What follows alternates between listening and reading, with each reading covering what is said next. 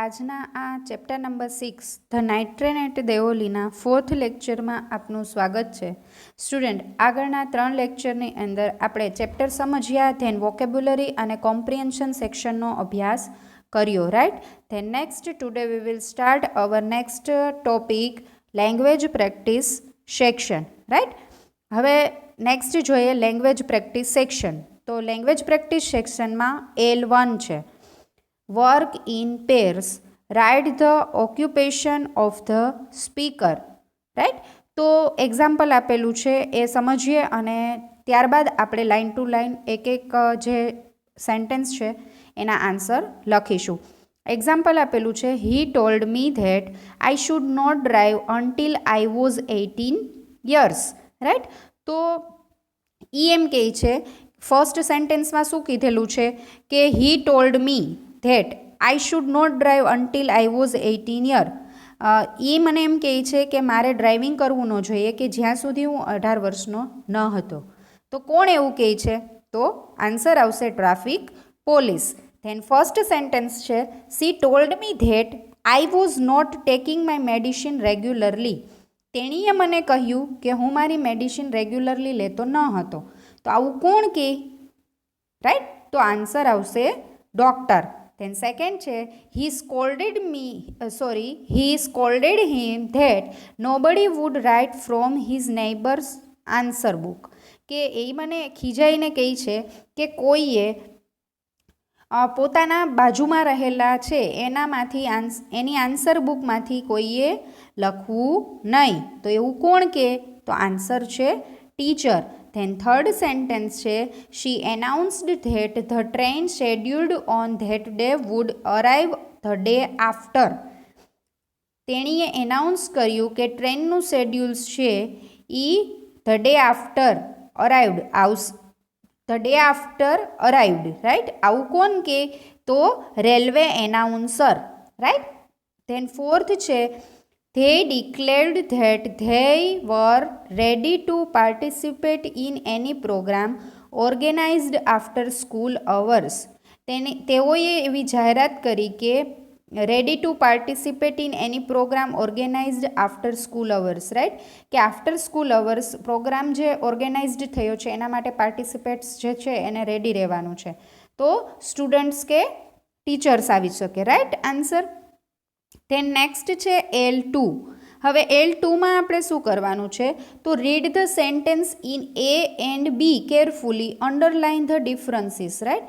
કે A અને B આપેલું છે એમાં અંડરલાઇન કરેલા જે ડિફરન્સીસ છે એ આપણે ફક્ત સમજવાના છે. તો he said I am alone at home today. તો સામે બીમાં આપેલું સેન્ટેન્સ રીડ કરીએ તો વધારે સારી રીતે આપણે સમજી શકીશું, રાઈટ. કે શું ચેન્જીસ છે બંનેમાં. તો હી સેડ હતું એની બદલે હી સેડ ધેટ થઈ ગયું, કોમા અને ડબલ ઇન્વર્ટેડ કોમા નીકળી ગયા છે.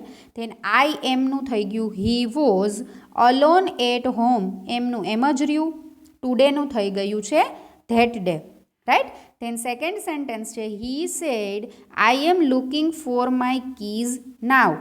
તો એ સેન્ટેન્સનું સામે ચેન્જીસ થયેલું સેન્ટેન્સ સેકન્ડ છે બીમાં એ જોઈએ.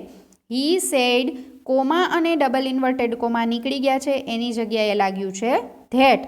આઈ એમ લુકિંગ એની બદલે હી વોઝ લુકિંગ ફોર માયની જગ્યાએ હીઝ કીઝ નાવનું થઈ ગયું છે ધેન.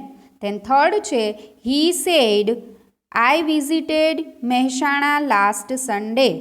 હી સામે આપેલું બીમાં જે સેન્ટેન્સ છે થર્ડ એ જોઈએ. હી સેડ ધેટ આઈ વિઝિટેડનું થઈ ગયું છે હી હેડ વિઝિટેડ મહેસાણા ધ લાસ્ટ સન્ડેનું થઈ ગયું છે ધ પ્રીવિયસ સન્ડે.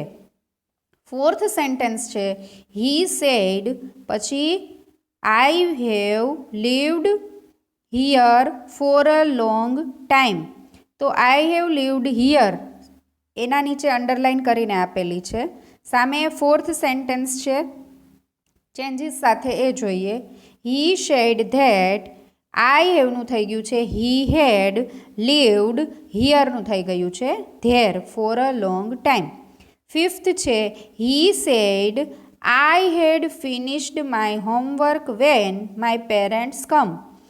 આ સોરી સામે બીમાં જે ચેન્જીસ સાથે આપેલું છે એ જોઈએ.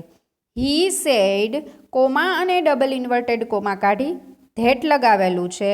આઈનું હી, હેડ ફિનિશ્ડ, માયનું હીઝ હોમવર્ક, વેન પછી માય પેરેન્ટ્સ કમ છે એની બદલે હીઝ પેરેન્ટ્સ કમ.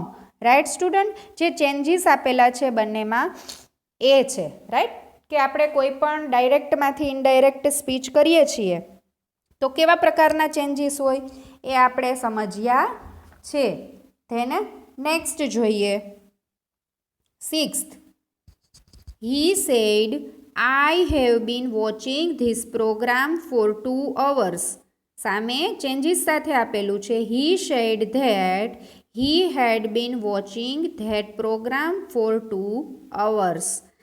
7th છે he said I was watching television when they rang the doorbell. I was watching નીચે અંડરલાઇન આપેલી છે. 7th માં ચેન્જીસ છે. he said that I નું થઈ ગયું છે he, was watching નું had been watching television when they rang the doorbell. 8th છે he said I had been doing my homework when the lights went off. તો changes છે he said that, I નું he, had been doing, my નું થઈ ગયું છે his, homework when the lights went off. 9th sentence છે he said I will open the library tomorrow. તો સામે ચેન્જીસ સાથે આપેલું સેન્ટેન્સ છે એ જોઈએ.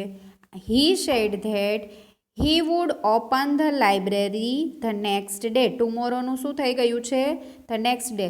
સ્ટુડન્ટ, અંડરલાઇન કરેલા વર્ડ્સ તમે ખાસ યાદ રાખજો, કારણ કે જ્યારે આપણે આ ગ્રામર ટોપિક સમજશું ત્યારે આપણે આ જ બધી વસ્તુનો ઉપયોગ કરી અને સરસ રીતે એ ટોપિકને સમજવાનો છે. સો પ્લીઝ રિક્વેસ્ટ કરું છું કે જે અંડરલાઇન કરેલા વર્ડ્સ છે એને સારી રીતે સમજવાનો પ્રયત્ન કરશો. ત્યારબાદ છે L3.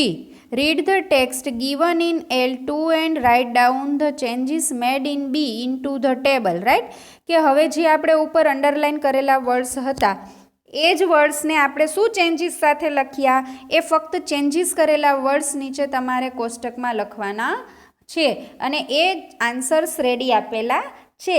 રાઈટ, આઈ એમનું થઈ ગયું હી વોઝ, ટુડેનું ધેટ ડે, આઈ એમ લુકિંગનું થઈ ગયું હી વોઝ લુકિંગ, માયનું હીઝ, નાવનું ધેન, આઈનું હી, વિઝિટેડનું હેડ વિઝિટેડ, લાસ્ટ સન્ડેનું the previous Sunday, I have lived એનું he head lived, હિયરનું there, આઈનું he, head finished નું હેડ ફિનિશ્ડ અને માયનું હીઝ, આઈનું હી, હેવ બીન વોચિંગનું હેડ બીન વોચિંગ અને ધીસનું ધેટ. 7th માં જોયું આઈનું હી, was વોચિંગનું had been watching. 8th માં છે આઈનું હી, હેડ બીન ડુઈંગનું હેડ બીન ડુઈંગ અને માયનું હીઝ. 9th માં છે આઈનું હી, વિલ ઓપનનું વુડ ઓપન, ટુમોરોનું the next day. Right student, સરસ રીતે આપણે આજે આ સમજ્યા હશું તો જ્યારે ગ્રામર ટોપિકની અંદર તમારે લખવાનું થશે ત્યારે તમે ખૂબ જ સરસ રીતે તમે લખી શકશો. તે નેક્સ્ટ છે L4. You are a class monitor. As the monitor of your class you are asked to take attendance and note down the absents and the reasons for their absence in the class. Following are the reasons given by the students who remained absent the previous day in the class.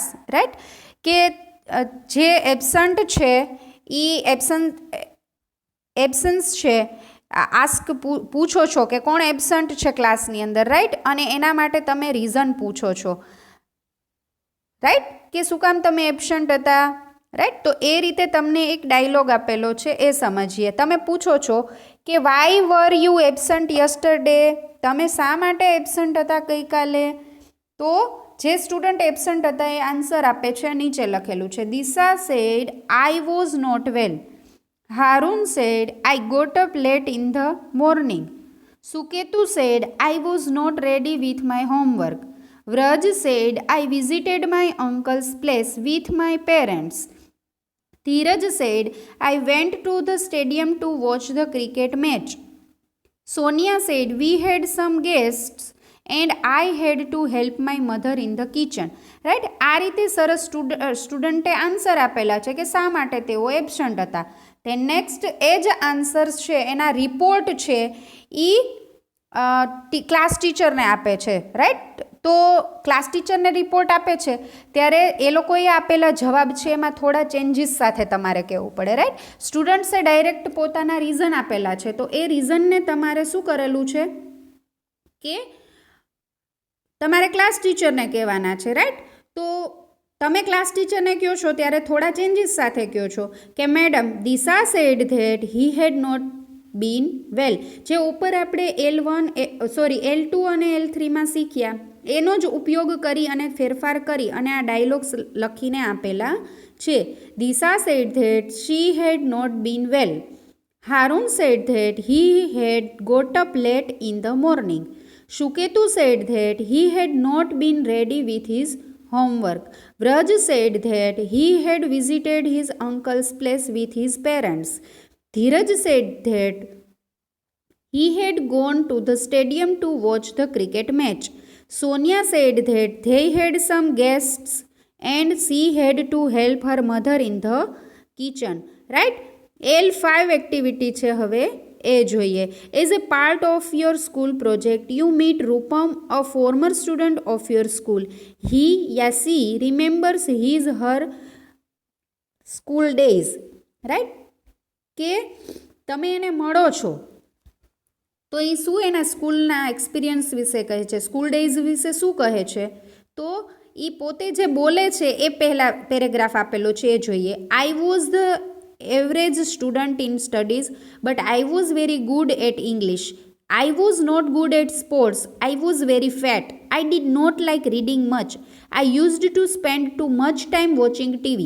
I loved the annual function celebrations. Right? તો હવે તમારે એના ઉપર report લખવાનું છે. તો તમે report કઈ રીતે લખશો તો નીચે આપણે આન્સર આપેલો છે એ સમજીએ કે Rupam is a former student of our school and he या she જે भी name હોય, she is a successful businessman या woman now. He या she લખો said that he had been an average student in studies but he stated that he had been very good in English. He shared that he had not been good at sports as he was very fat. He said that he had not liked reading much. He said that he would spend too much time watching TV. He happily said that he had loved the annual function celebrations. Right? ખૂબ જ સરસ રીતે આપણે L4 activity જોઈ, L5 activity જોઈ. Right, L4 જોઈ ત્યારબાદ આપણે L5 એક્ટિવિટી જોઈ. ધેન નેક્સ્ટ L6 એક્ટિવિટી છે એ પણ એ જ રીતે છે, એ તમારે પ્રેક્ટિસ કરવાની છે. અને L7 છે એ પણ તમારે ઘરે રફબુકની અંદર પ્રેક્ટિસ કરવાની છે. ધેન નેક્સ્ટ આપણે L8 એક્ટિવિટી આપેલી છે એ જોઈએ. Read the dialogue. Now write it as you are reporting it on your neighbor work in pair. The author said, I have to go to Delhi. The girl said, I do not have to go anywhere. The author said, I will come again. Will you be there? The girl said, I do not have to go anywhere. Right? Unit છે એનો જ આ આપણને dialog આપેલો છે 4 લાઈનનો. Right, તો એ dialog છે એ આપણે આન્સર કઈ રીતે લખીએ તો જોઈએ. The author told the girl that he had to go to Delhi. The girl said that she did not have to go anywhere. The author said that he would come again and asked her if she would be there. The girl again replied that she did not have to go anywhere. Right, student? તો આ રીતે તમે આપેલા dialog પરથી reporting લખી શકો. Right, than writing section છે. તો રાઇટિંગ સેક્શનમાં write a paragraph on the person I miss the most. તમે જે પર્સનને ખૂબ જ યાદ કરો છો એ પર્સન વિશે તમારે લખવાનું છે, રાઈટ. તો તમે આ એક તમને એક એક્ઝામ્પલ તરીકે આપેલું છે રાઇટિંગ સેક્શનમાં, કે જેના ઉપયોગ કરી અને તમે તમારી રીતે કોઈ પણ બીજો ટોપિક પણ લખી શકો, રાઈટ. કે બીજા ટોપિક ઉપર પણ તમારે તમારી રીતે લખવું છે તો તમે લખી શકો. ધેન નેક્સ્ટ આપેલું છે W3 કે describe the given picture, you can use these words if you like. તમને જો ગમે તો તમે આ શબ્દોનો ઉપયોગ કરી શકો છો અને પિક્ચરનું ડિસ્ક્રિપ્શન કરો. Platform, buses, passengers, hawkers, porters, book store, depot, manager, drivers, conductor, enquiry window અને પોલીસ, રાઈટ. પિક્ચર ડિસ્ક્રિપ્શન આપણે 8th સ્ટાન્ડર્ડમાં થોડું શીખેલા, રાઈટ. ફરીથી આપણે 9th સ્ટાન્ડર્ડની અંદર પણ શીખ્યા છીએ અને એક્ઝામમાં પૂછાય પણ છે સ્ટુડન્ટ. અને એકદમ ઇઝી ટોપિક છે કે ચિત્ર આપેલું છે એના પરથી જ તમારે વાક્યો બનાવીને લખવાના છે. તો એ ચિત્ર આપણને આપેલું છે, કયું છે તો આપણે જોઈ અને ખબર પડી શકે કે આ એક બસ સ્ટેશનનું ચિત્ર દેખાય છે, રાઈટ. તો એના પરથી આપણે એક વાક્યો બનાવેલા છે, થોડા એ જોઈએ. My new bus port, right. This is the picture of a bus station. It has big and clean platforms. The platform numbers are displayed on each platform. The depot manager's office is big and nice. There is a bookstore and an inquiry window too. There are many buses in the station. Drivers and conductors are standing near their buses. Passengers are waiting to get into the buses. Those who have just arrived are waiting for a rickshaw to get home. There are porters and hawkers in the bus station. There are a few policemen too. Right? આ રીતે તમે picture description લખી શકો. Thank you students. I hope આજના લેક્ચરની અંદર તમને સરસ રીતે આ ટોપિક સમજાઈ ગયો હશે, રાઈટ.